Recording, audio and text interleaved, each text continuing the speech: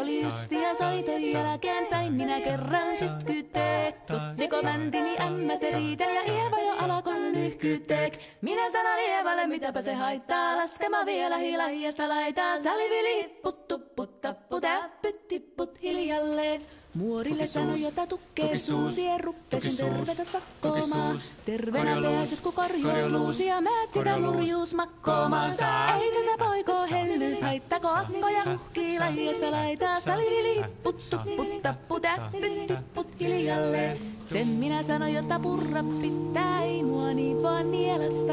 Suot mänä ite vaikka lännestä ittävä minä en luovu Ievasta. Sillä ei tätä poikoo kainuus haittaa, silloin kato silahiasta laitaa. Salivili hipput tupput tappu täppyt tipput hiljalleen.